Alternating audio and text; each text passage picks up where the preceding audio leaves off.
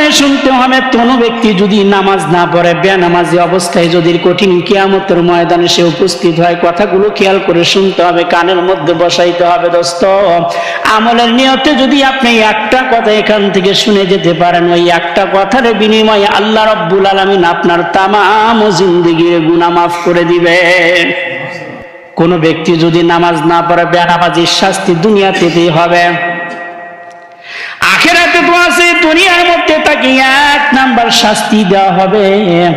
দোস্ত, তুমি খেয়াল করে শোনো, বেনামাজির 1 নাম্বার শাস্তি দুনিয়ার মধ্যে, তার রিজিকের মধ্যে কোনো প্রকারের বারাকাত থাকবে না। দোস্ত, তুমি খেয়াল করে যদি শোনো আর যদি অন্তরের মধ্যে তুমি বসাইতে পারো, তাহলে দেখবে তুমি এটার উপর আমল করবে, আল্লাহ রাব্বুল আলামিন তোমার আমলটা কবুল করে নেবে। জোরে কান সুবহানাল্লাহ।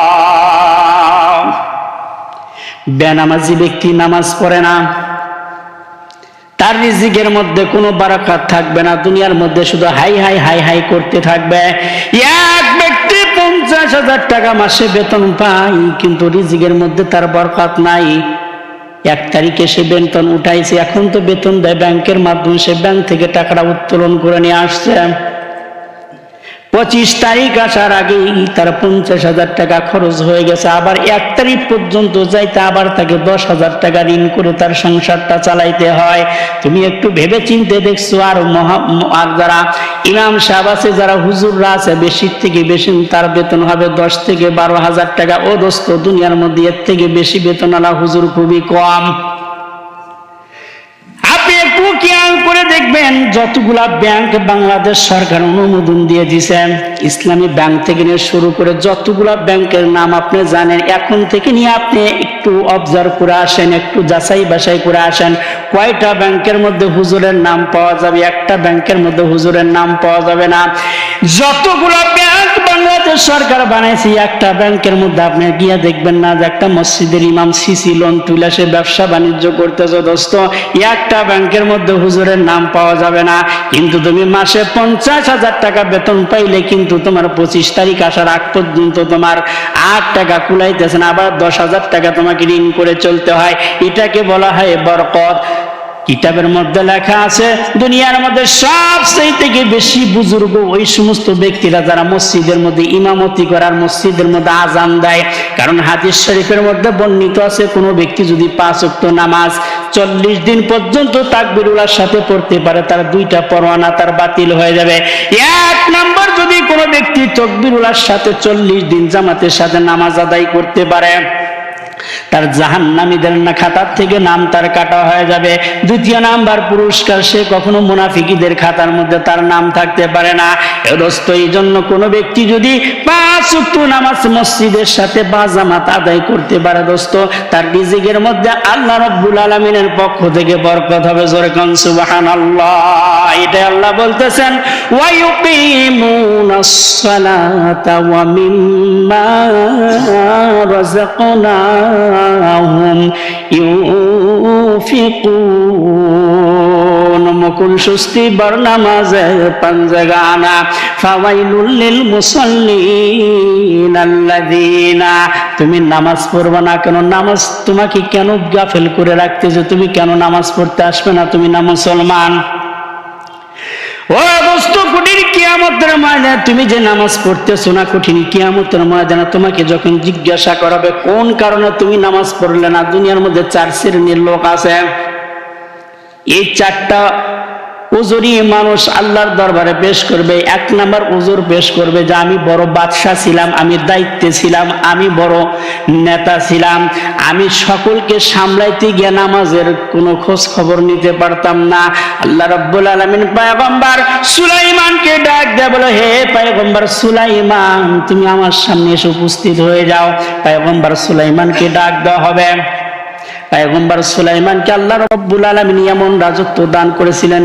আল্লামা আত্তার রাহমাতুল্লাহ তার কিতাবের মধ্যে লেখে, পান্দানামা কিতাবের মধ্যে লেখে, বা সুলাইমা দাদে মুলকু সরওয়ারি সুদমতি ও খাতা মাসুদ ওয়া ফরিয়াস্তনে আসা বেরবা করমা কুতে দাদ হামজা ইউনুস লোকমায়ে বা হতে দার। পয়গম্বর সুলাইমানকে আল্লাহ এমন রাজত্ব দান করেছিল। আমরা তো একটা দেশের রাজত্ব পাই, একটা থানার রাজত্ব পাই, একটা ইউনিয়নের রাজত্ব পাই, একটা ওয়ার্ডের রাজত্ব পাই, তাতেই আমাদের ভাবে থাকা যায় না। আর পয়গম্বর সুলাইমানকে শুধু দুনিয়ার রাজত্ব বানাই নাই, যতগুলা মাখলুকাত ছিল প্রত্যেকটা মাখলুকাতের ভাষা বোঝার শক্তি আল্লাহ তাআলা দান করেছিল। জোরে কান সুবহানাল্লাহ। নাহমাদুহু ওয়া নাস্তাঈনুহু ওয়া নাস্তাগফিরুহু ওয়া নু'মিনু বিহি ওয়া নাতাওয়াক্কালু আলাইহি ونعوذ بالله من شرور أنفسنا ومن سيئات أعمالنا من يهده الله فلا مضل له ومن يضلله فلا هادي له ونشهد أن سيدنا وسندنا وحبيبنا وحبيب طبيبنا وقلوبنا ومولانا محمدا عبده ورسوله الذي أرسله بالحق بشيرا ونذيرا وداعيا إلى الله بإذنه وسراجا وقمرا منيرا أما بعد فقد قال الله تعالى في كلامه المجيد وفرقانه الحميد فأعوذ بالله من الشيطان الرجيم بسم الله الرحمن الرحيم ألف لام ميم ذلك الكتاب لا ريب فيه هدى للمتقين الذين يؤمنون بالغيب ويقيمون الصلاة ومما رزقناهم ينفقون وقال تعالى في شان حبيبه ومحبوبه ومعشوقه مخبرا وآمرا إن الله وملائكته يصلون على النبي يا أيها الذين آمنوا صلوا عليه وسلموا تسليما بلغ العلا بكماله كشف الدجى بجماله حسنة جميع خصاله صلوا عليه وآل دل میرا تسخیر کیا دل میرا تسخیر کیا ایک ربی نے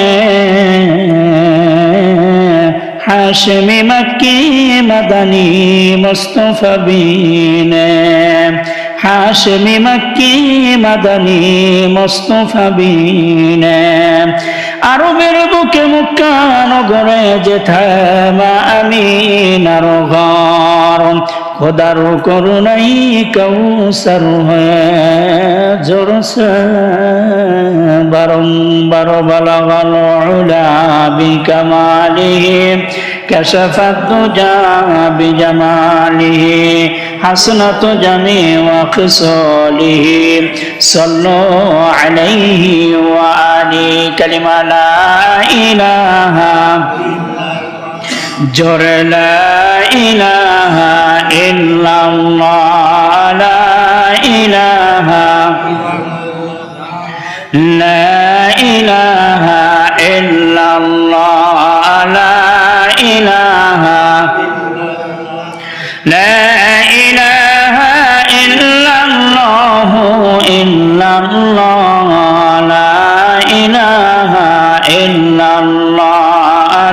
আপনাদের সামনে আলোচনা চলতেছিল মুত্তাকি ব্যক্তিদের আলামত, মুত্তাকি ব্যক্তিদের বৈশিষ্ট্য।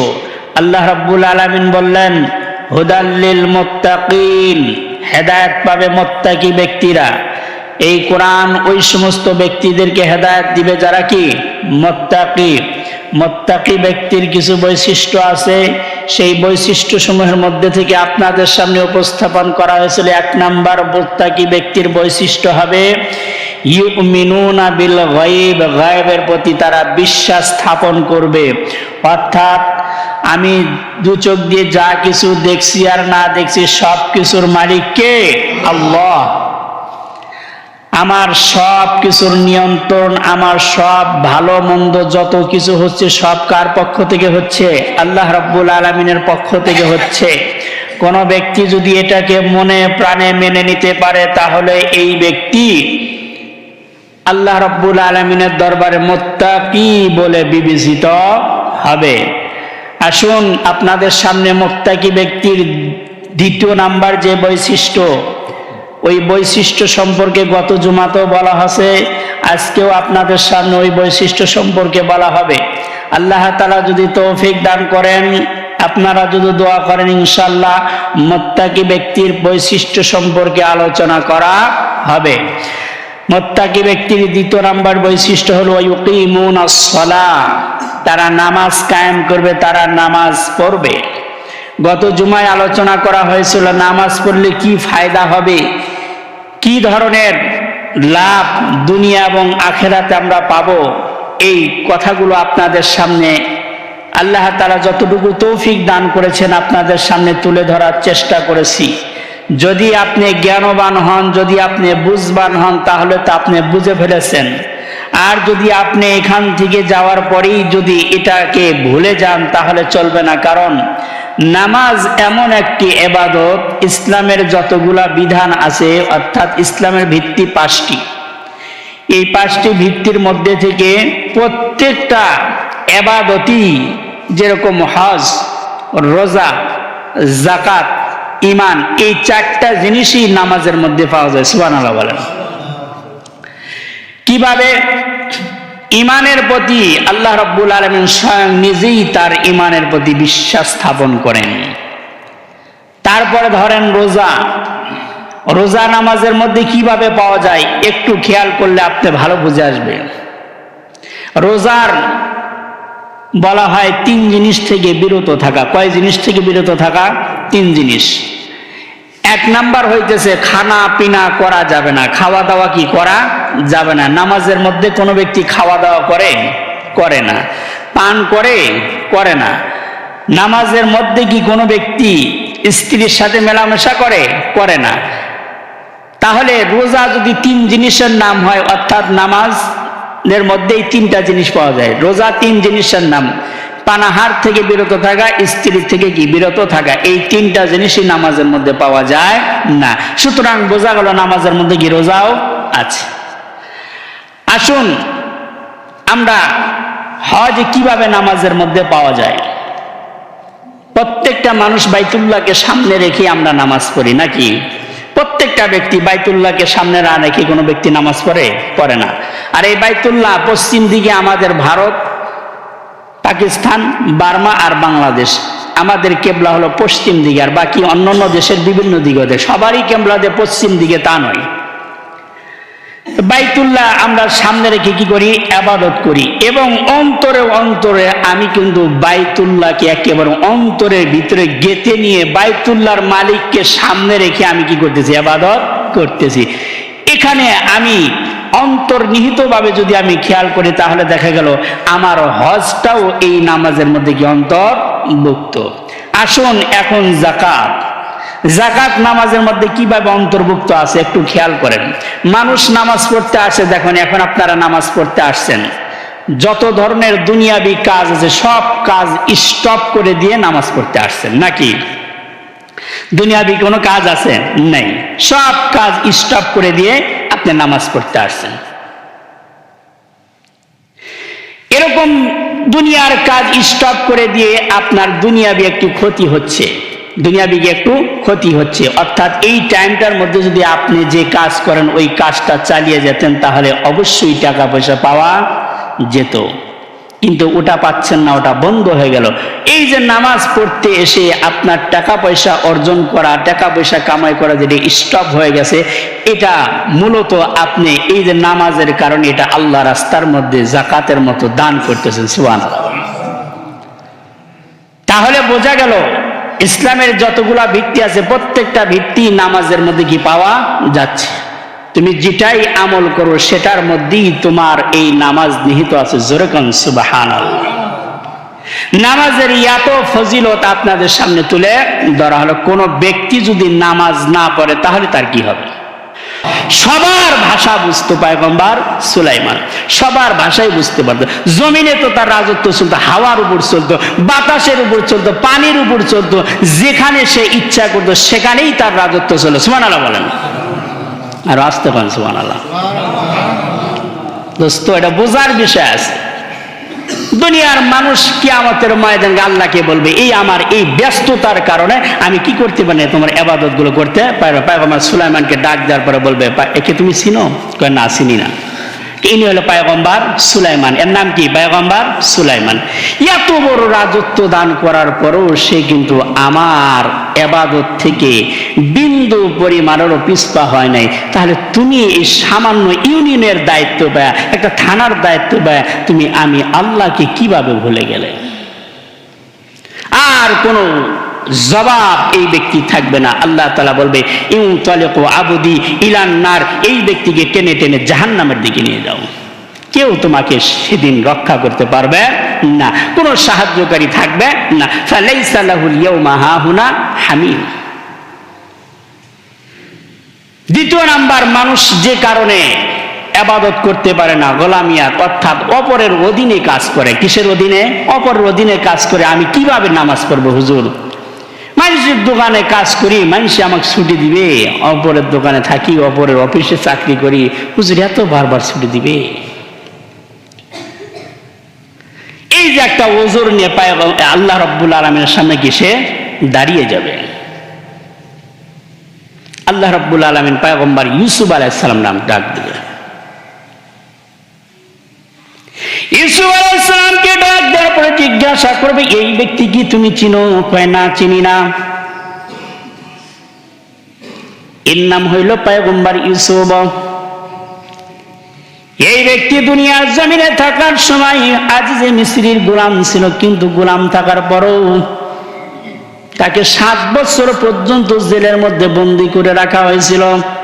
এই বন্দী করার পরও আমি আল্লাহকে 1 মিনিটের জন্য ভুলে নাই। জোরে কান সুবহানাল্লাহ। তুমি কিভাবে ভুলে গেলে? আল্লাহ রাব্বুল আলামিন ফেরেশতাকে ডাক দিয়ে বলবেন, তলিকু ইলাল নার, এই ব্যক্তিকে টেনে টেনে জাহান্নামের দিকে নিয়ে যাও। 3 নম্বরে ডাকা হবে দরিদ্র ব্যক্তিরা। এই ব্যক্তি এসে বলবে, প্রভু দুনিয়ার মধ্যে এমন কোন সম্পদ দাও না যে সম্পদগুলো আমি বসে বসে খেয়ে তোমার ইবাদত করব। এত দরিদ্র বানাইছিলাম, দরিদ্রতার কারণে আমি নুন আনতে পান্তা ফুরায় যেতে, এরকম একটা কথা আছে সমাজের মধ্যে। আমার এত দরিদ্রতা ছিল, কাজ করতে করতে সময় পাই নাই, এই জন্য তোমার ইবাদত আমি করি নাই। পয়গম্বর ঈসা রূহুল্লাহকে ডাক দেয়া বলবে, দুনিয়ার মধ্যে আর কোনো আমি সম্পদ দিয়েছিলাম না, কোনো সম্পদ দিয়েছিলাম না, ঘর ছিল না, বাড়ি ছিল, কোনো কিছুই তার ছিল না, কিন্তু আমি রব্বুল আলামিনকে 1 মিনিটের জন্য ভুলে নাই। 4 নম্বর ডাক দেওয়া হবে অসুস্থতার ওজর যেই সমস্ত ব্যক্তিরা আল্লাহ রব্বুল আলামিনের কাছে দেখাবে কঠিন কিয়ামতের ময়দানে গিয়া, কঠিন কিয়ামতের ময়দানে গিয়ে বলতে থাকবে, অসুস্থ ছিলাম, পেটের ব্যথা, মাথার ব্যথা, আমার হাড় স্ট্রোক হয়েছিল, আমি তো পঙ্গু হয়ে গেছিলাম, এটা হয়েছিল, সেটা হয়েছিল, বিভিন্ন ধরনের ওজোর কথা বলবে, বিভিন্ন ধরনের ঝুট কথা বলবে। সেখানে গিয়া শুধু বারবার অসুস্থতার কথা বলতে থাকবে। আল্লাহ রাব্বুল আলামিন পয়গম্বর আইয়ুব আলাইহিস সালামকে ডাক দেওয়া হবে।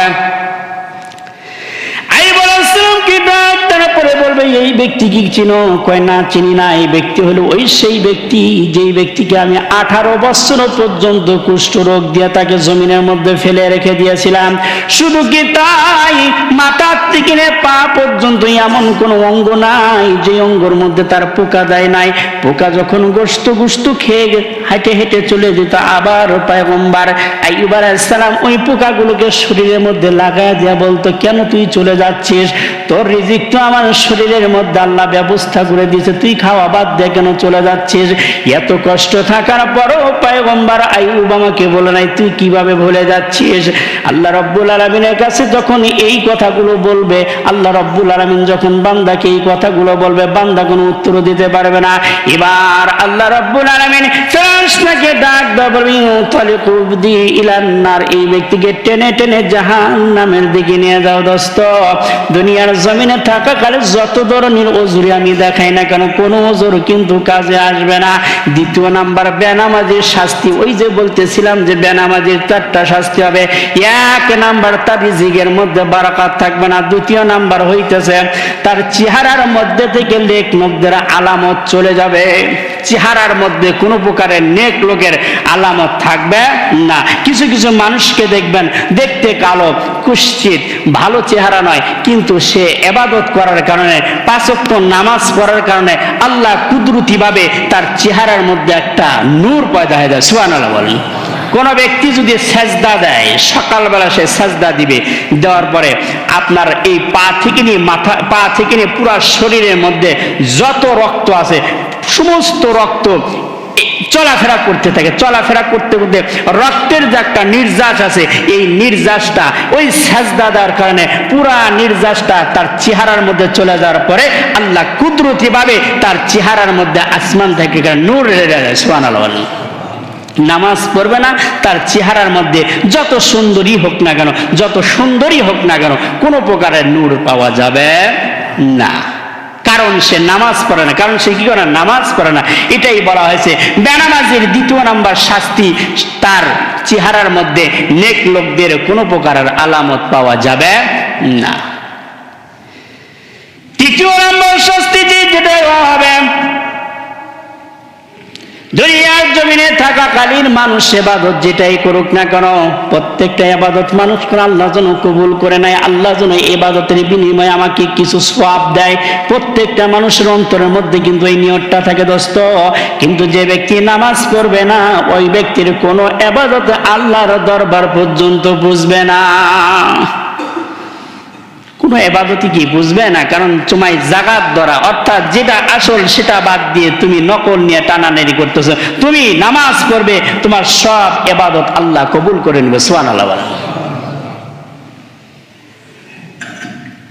4 নাম্বার, ও দোস্ত, তুমি বিপদের মধ্যে পড়ে গেছো। আল্লাহ রাব্বুল আলামিন কোরআনে কারীমের মধ্যে ইরশাদ করে দিয়েছেন, ইয়া আইয়ুহাল্লাযীনা আমানুস্তাঈনু বিস-সাবরি ওয়াস-সালাহ ইন্নাল্লাহা মা'আস-সাবিরিন। আল্লাহ রাব্বুল আলামিন বলতেছেন, ইয়া আইয়ুহাল্লাযীনা আমানুস্তাঈনু বিস-সাবরি ওয়াস-সালাহ। দুনিয়ার মধ্যে যখন মানুষ বিপদের মধ্যে পড়ে যায়, বিপদের থেকে ওঠার 2টা মাত্র হাতিয়ার, সবাই খেয়াল করে শুনবেন।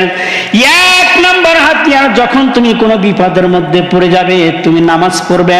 নামাজ পড়ার পরে তুমি যে বিপদের মধ্যে পড়ে গেছো, ওই বিপদের জন্য ধৈর্য ধারণ করবে।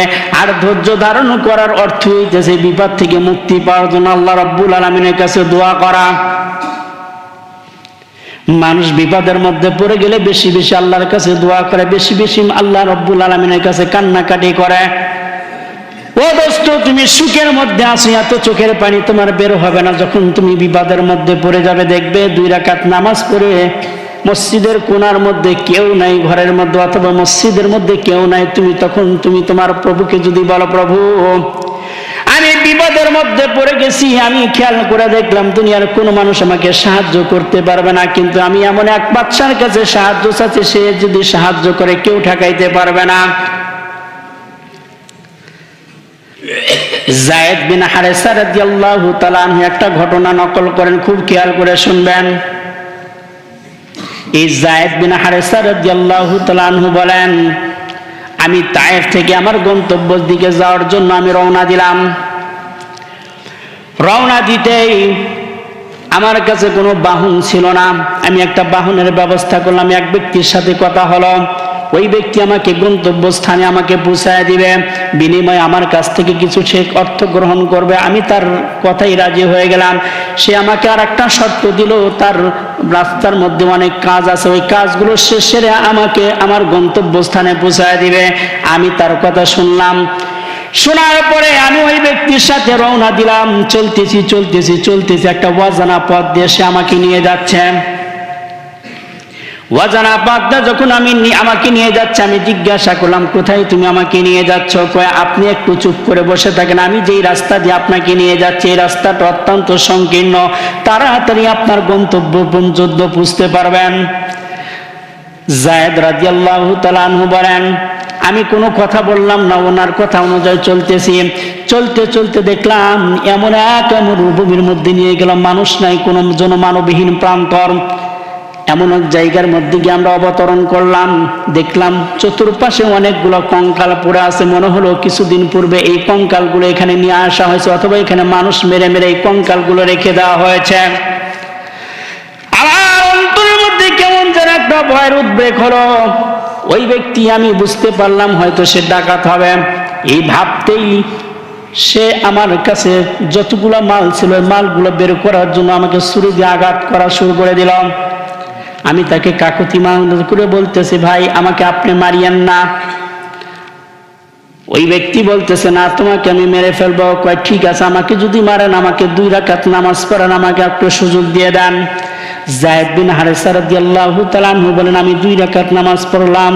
ওই পাপিষ্ঠ আমাকে মারার জন্য উদ্বুদ্ধ হয়ে গেছে। আমি 2 রাকাত নামাজ পড়ে আমার কোনো দোয়া মনে আসতেছে না, শুধু বারবার একটা দোয়া মনে আসতেছে, ইয়া আরহামার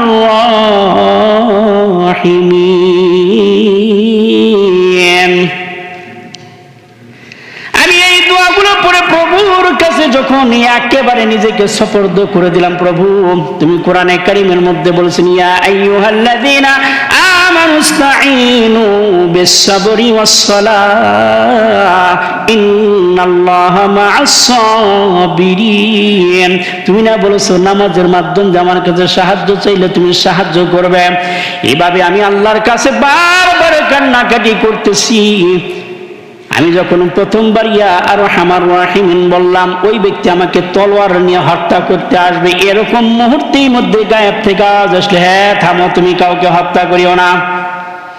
এটা বলার পরে 2 হাত ওই হত্যাকারীর সামনে পিছনে চলে গেল, পিছনের দিকে চলে গেল।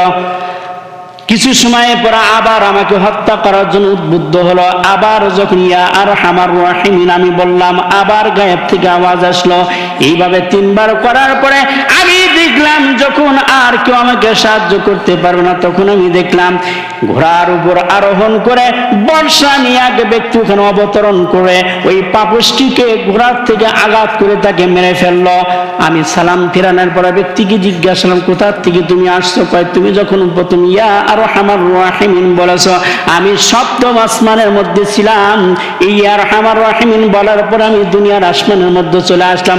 আবার যখন তুমি বললে, আবার তোমার কাছে চলে সেই ব্যক্তিকে আমি সাহায্য করলাম। জিজ্ঞাসা করা হলো, যায়েদ বিন হারেসা জিজ্ঞাসা, তুমি কে, কোথা থেকে তুমি আসলে? এবার ব্যক্তি বলতেছে, তুমি যখন নামাজ পড়ে আল্লাহর কাছে সাহায্য চাইছো, কোনো ব্যক্তি নামাজ পড়ে আল্লাহর কাছে সাহায্য চাবে, এটা কোনোদিন হতে পারে না যে আল্লাহ সাহায্য করবে না। কোনো ব্যক্তি যদি ইয়াকিন আর ইখলাসের সাথে 2 রাকাত নামাজ পড়ে তার বিপদের কথাগুলো আল্লাহ রাব্বুল আলামিনের কাছে বলতে পারে, আল্লাহ অবশ্যই আসমান থেকে তার সাহায্য করবে। জোরে কান সুবহানাল্লাহ। এই যে 4র্থ নাম্বার কথা বলতেছি, যেই ব্যক্তি নামাজ পড়বে না, 4র্থ নাম্বার শাস্তি, তার কোনো দোয়া আল্লাহর দরবার পর্যন্ত বুঝবে না। 5ম নাম্বার শাস্তি, ওই ব্যক্তি যখন কোন দোয়া আল্লাহর দরবারে পর্যন্ত বুঝবে না। পঞ্চম নাম্বার শাস্তি, তার জন্য যদি কোনো নেককার মুত্তাকি পরহেজগার অথবা মসজিদের ইমাম সাহেব অথবা নেক ব্যক্তিরা তার জন্য দোয়া করে, সেই দোয়াও পর্যন্ত আল্লাহ পর্যন্ত বুঝবে না। দোস্ত, এটা ভাবার বিষয়। আমি দুনিয়াতে নামাজ পড়লাম না, দুনিয়াতে আমি বাটপারি করে চলাফেরা করলাম, দুনিয়ার মধ্যে আমি নামাজের ধার ধারলাম না, এটা আল্লাহ রাব্বুল আলামিন বলতেছেন ওয়া ইউকিমুনাস সালাতা ওয়া মিম্মা রাযাকনাহুম ইউনফিকুন হুদাল লিল মুত্তাকিন। মুত্তাকি ব্যক্তি তারা হবে যারা এক নাম্বার আল্লাহর গায়েবের প্রতি বিশ্বাস রাখবে, অদৃশ্যের প্রতি বিশ্বাস রাখবে। আর দ্বিতীয় নাম্বার আলামত তার মধ্যে হবে সে পরিপূর্ণভাবে আল্লাহ রাব্বুল আলামিনের নামাজগুলো আদায় করবে। জোরে কান সুবহানাল্লাহ। যে ব্যক্তি নামাজ পড়ে না ওই ব্যক্তির কোনো দামি